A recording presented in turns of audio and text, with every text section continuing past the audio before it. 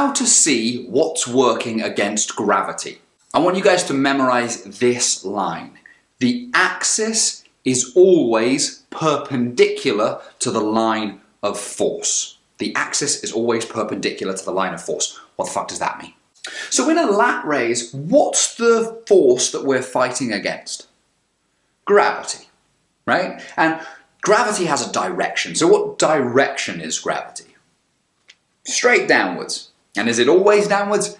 Yes, it's always straight downwards. So we have a line heading straight down. And we said that the axis is always perpendicular to the line of force. So if that's the line of force, the axis must be along this direction because that's perpendicular at 90 degrees to it. So if we keep this in mind and then look at the lat raise and the shoulder, we can figure out what muscles are going to be in a position to fight the lat raise. So we have this line of force. The axis is perpendicular, so it must be there. So it's straight through this guy. Okay, cool. So in a lat raise position, the axis is here. So the question then is, what sits on top of this axis that's capable of fighting something pulling downwards? Things sitting on top. Well, if that's the axis, do muscles that line up here have anything to do with a force that comes in that way? In other words, if something pushes down and I push that way on it, does it stop it going down?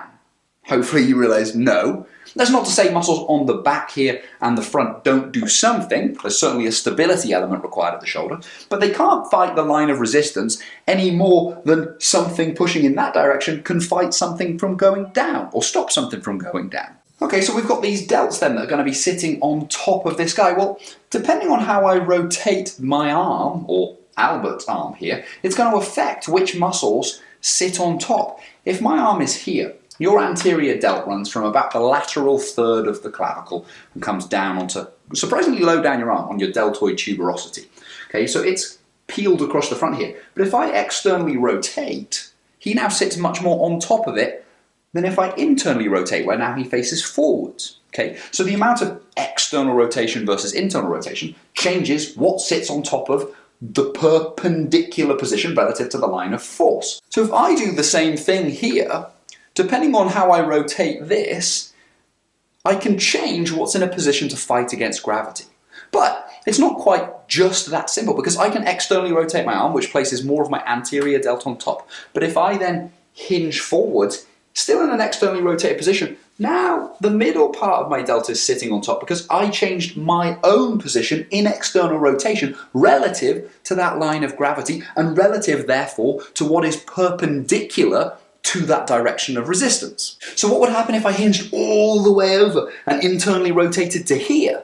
Well, this is now a rear delt exercise. Why? Because relative to this axis, the rear delt is now sitting on top of it and is able to fight that line of resistance. And that's why bodybuilders have done their rear delt flies hinged over, I'm hoping I don't disappear out of shot, for as long as they have. And all of that is governed by an understanding of a line of force or a direction of resistance, the knowledge that the axis is found perpendicular to that line of resistance, and then asking the question of what sits on top of the axis such that it would be capable of fighting that direction of force.